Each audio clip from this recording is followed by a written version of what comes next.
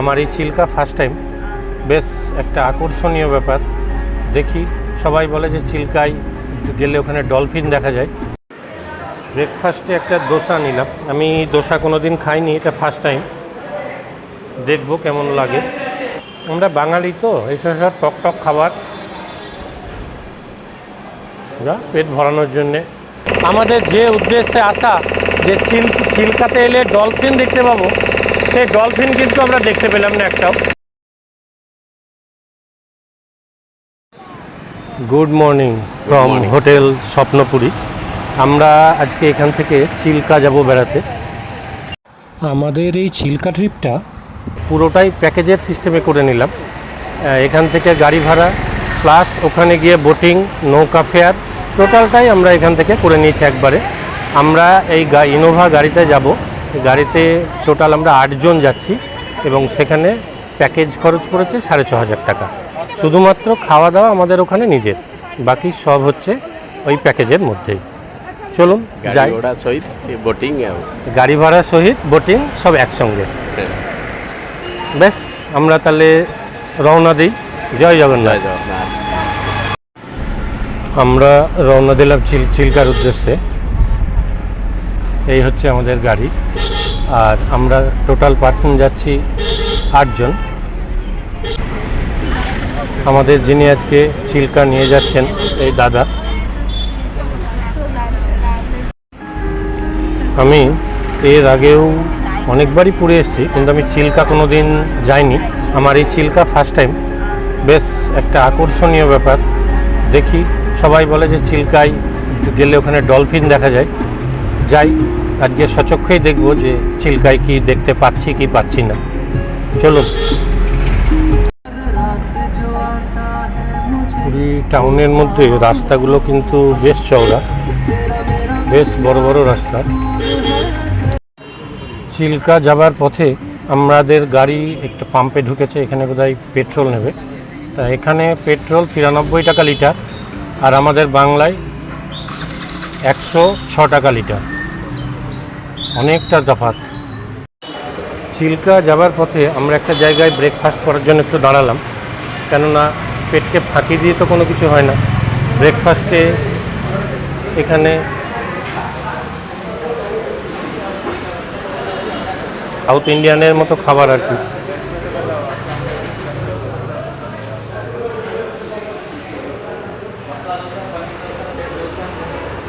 আলুর তরকারি, ডাল। ব্রেকফাস্টে একটা দোসা নিলাম। আমি দোসা কোনো দিন খাইনি, এটা ফার্স্ট টাইম, দেখবো কেমন লাগে। ফার্স্ট টাইম আমি দোসা খাচ্ছি।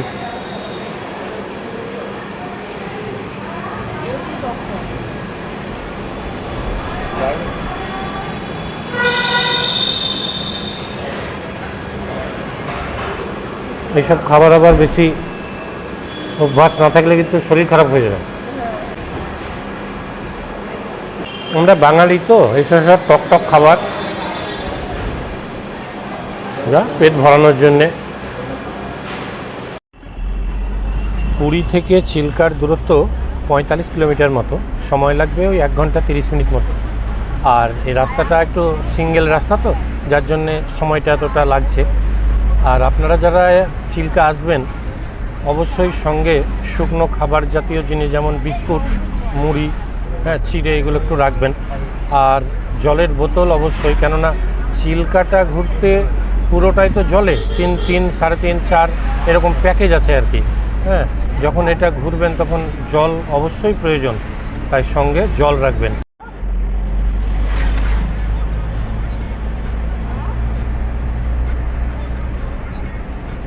রাস্তার 2 ধারে নয়াঞ্জলিগুলোতে প্রচুর শালুক ফুটে আছে, দেখতে খুব সুন্দর লাগছে। পুরী থেকে চিল্কা যাবার পথে আমরা এখন পার হচ্ছি ব্রহ্মগিরি। এটা একটা ছোটোখাটো টাউন আর কি, বিশাল বড় মার্কেট। আমরা ফাইনালি চিল্কা হ্রদে পৌঁছে গেছি। আমাদের এখান থেকেই চিল্কা হ্রদে যাত্রা শুরু হবে। তার আগে আপনাদের একটা জিনিস মনে রাখতে হবে, এখানে যখন আপনারা আসবেন আসার আগে ছোটোখাটো বাড়িতে বা ছোটোখাটো হোটেলে আগে থেকে দুপুরের অর্ডারটা দিয়ে যাবেন। দুপুরের অর্ডারটা দিয়ে গিয়ে তারপরে বোটিংয়ে যাবেন। বোটিংয়ে 3 ঘন্টা হোক বা 4 ঘন্টা হোক, ওইটা ঘুরে আসার পরে তখন আপনারা এসে দুপুরে লাঞ্চটা করতে পারবেন।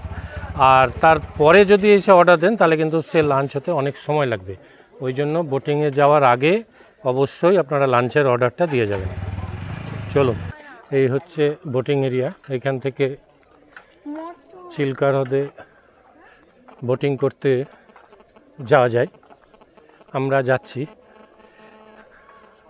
প্রচুর বোট লেগে আছে দেখুন। এদিকে চিল্কা হ্রদও দেখা যাচ্ছে, এদিকেও প্রচুর বোট লেগে।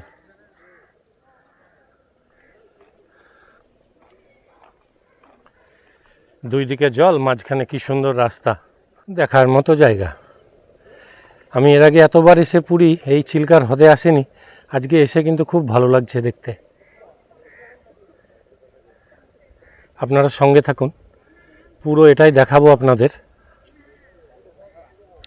আমরা যখন ক্লাস 9-10-এ পড়ি তখন চিল্কা হ্রদের কথা পড়েছিলাম, এবং আমাদের বেশ মনে পড়ে মাধ্যমিকে আমাদের ভূগোলে ম্যাপ পয়েন্টিংও এসেছিল চিল্কা হ্রদ।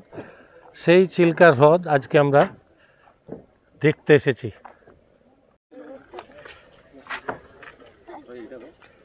এই বোটটা আমাদের জন্য, আমরা এই বোটটাতেই পুরো এটা ঘুরবো আজকে। আমাদের চিল্কা হ্রদের যাত্রা শুরু। চিল্কা হ্রদ ভারতের উড়িষ্যা রাজ্যে অবস্থিত একটি ঈষৎ লবণাক্ত জলের উপহ্রদ, যা ভারতের তথা এশিয়ার বৃহত্তম উপকূলীয় উপহ্রদগুলির মধ্যে অন্যতম। এটি উড়িষ্যার পুরী, খুর্দা ও গঞ্জাম জেলা জুড়ে বিস্তৃত এবং প্রায় 1165 বর্গ কিলোমিটার এলাকা জুড়ে এটি বিস্তৃত। এই হ্রদটি ইরাবতী ডলফিন এবং বিভিন্ন ধরনের পরিযায়ী পাখির আবাসস্থল হিসাবেও বিখ্যাত। এখন সেই আস্তে আস্তে বললাম যে ডলফিন খুব বিখ্যাত। ডলফিনের জায়গায় গিয়ে যতক্ষণ না দেখতে পাচ্ছি, সবাই বলে যে এখানে ডলফিন দেখা যায়। আজকে দেখব যে ডলফিন দেখা যায় কি না। নৌকা স্টার্ট হয়ে গেছে, আমরা চললাম। জয় জগন্নাথ, জয় রামকৃষ্ণ। আমাদের যথারীতি চিল্কা ভ্রমণ শুরু হয়ে গেছে। আকাশের মুখটা একটু ভার, তা যাক, দেখা যাক। আমরা তো রওনা হই। আমরা কেবলে নৌকায় চেপে 100 মিটার মতো আমরা রওনা দিয়েছি। প্রথমে আমরা যে স্পটে যাব সেটা হচ্ছে লাল কাঁকড়া দেখতে যাব। আমাদের মাঝি ভাই প্রথমে লাল কাঁকড়া দেখাবেন। এইটা পুরোটা ম্যানগ্রোভ অরণ্য। এই সামনে যেটা দেখছেন এটা ম্যানগ্রোভ অরণ্য।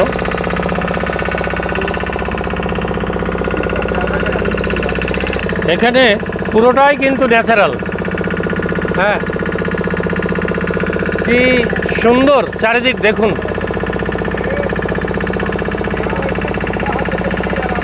আমরা এখন চিল্কা হ্রদের নৌকা বিহার করছি।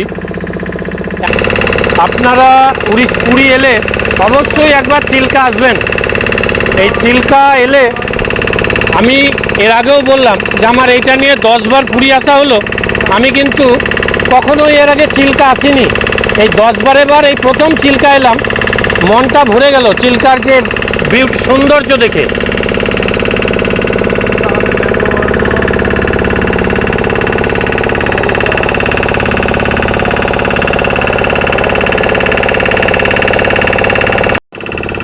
এই সামনে যেটা দেখছেন এইটা হচ্ছে সি মাউথ, তারপরেই হচ্ছে বঙ্গোপসাগর।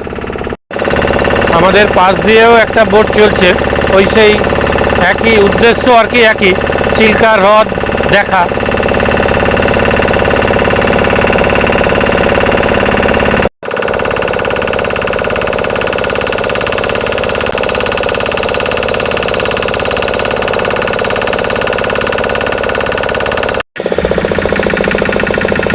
কি সুন্দর লাগছে দেখুন।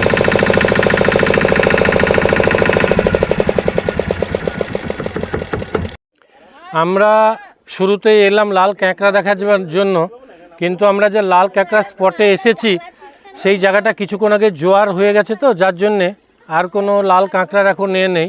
ইনারা একটা দুটো কাঁকড়া যা হোক কালেক্ট করে রেখেছেন, আমরা সেইটাই আপনাদের একটু দেখানোর চেষ্টা করছি। এই হচ্ছে লাল কাঁকড়া।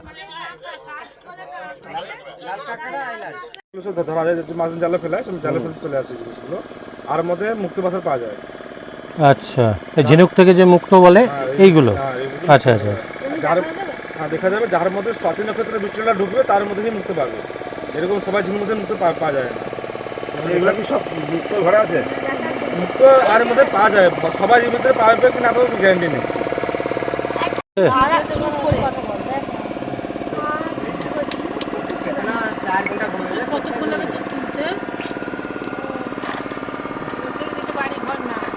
এগুলো শুধু আইল্যান্ড এগুলো, এটা গভর্নমেন্ট অফিস। শব্দ একটাতেও কিছু নেই। আমরা এখন যে পয়েন্টটা এসেছি সেটা হচ্ছে ডলফিন পয়েন্ট। এই জায়গাটাতেই ডলফিন দেখা যায়, কিন্তু আমি এর আগেও অনেকগুলো এতে দেখেছি ভিডিওতে যে যেখানে ডলফিন একটাও দেখতে পাইনি। তা যাক, দেখা যাক আমরা দেখতে পাই কিনা।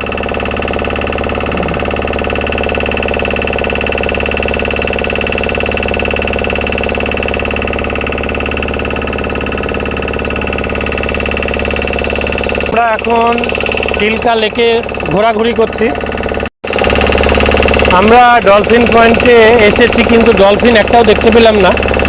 আর এখন তো অক্টোবর মাস, ডিসেম্বর মাসে প্রচুর পরিযায়ী পাখি দেখা যায়, কিন্তু এখন আমরা পাখিও একটাও দেখতে পেলাম না। ওই জন্যে আপনারা যখন আসবেন একটু শীতকালে এলেই ভালো। চিল্কা ভ্রমণ একটু শীতকালে এলেই ভালো।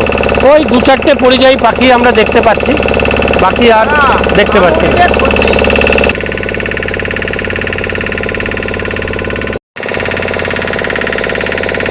চিল্কা ঘুরছি, বেশ ভালোই লাগছে, কিন্তু আমাদের যে উদ্দেশ্যে আসা যে চিল্কাতে এলে ডলফিন দেখতে পাবো, সেই ডলফিন কিন্তু আমরা দেখতে পেলাম না একটাও। এবং পরিযায়ী পাখি যেটা ডিসেম্বর জানুয়ারিতে প্রচুর আসে, সেই পাখিও বেশি নেই, কয়েকটা আছে।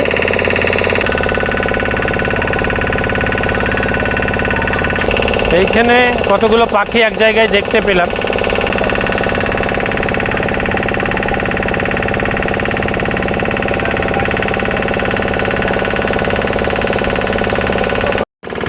আমরা এখন সি মাউথের কাছাকাছি চলে এসেছি। আমরা এখন পৌঁছে গেছি সি মাউথে। আমরা সি মাউথের দিকে যাচ্ছি। চারিদিকে দেখুন ঝাউয়ের বন, কি সুন্দর জায়গাটা। এদিকেও দেখুন প্রচুর ঝাউয়ের বন, তার মাঝখান দিয়ে এই রকম একটা রাস্তা। এই রাস্তা দিয়ে আমরা এখন হেঁটে যাব।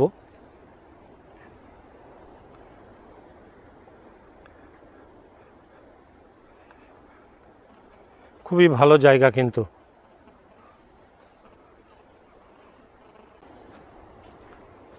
ওহ, নিঝুম,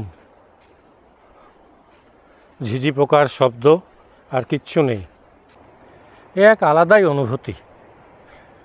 দুই দিকে ঝাউয়ের জঙ্গল, তার মাঝখান দিয়ে সমুদ্র দেখতে যাচ্ছি। এতক্ষণ নৌকা থেকে চিল্কায় নামলাম, চিল্কার পাড়ে নেমে ওখান থেকে এই সি মাউথের ভেতর দিয়ে যাচ্ছি সি দেখতে। প্রায় কাছাকাছি চলে এসেছি। এখান থেকে সমুদ্রের গর্জনও পাচ্ছি।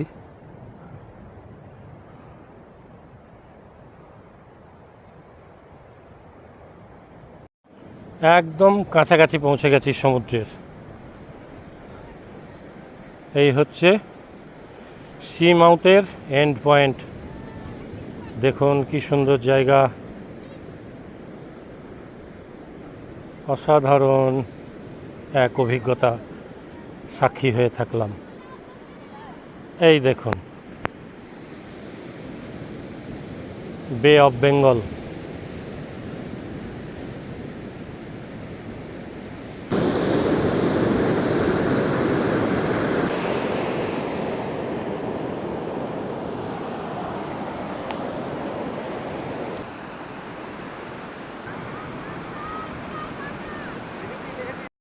সি মাউথ দেখার পরে এবারে আমরা যেটা সামনে দেখছি এটা হচ্ছে ম্যানগ্রোভ অরণ্য। এই চিল্কা হ্রদে ম্যানগ্রোভটা বিখ্যাত, পুরো ম্যানগ্রোভ অরণ্য।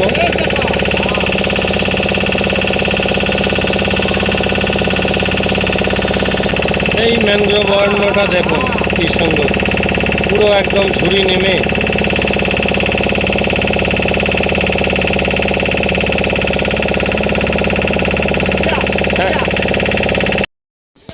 আমাদের চিল্কা পর্ব শেষ হলো।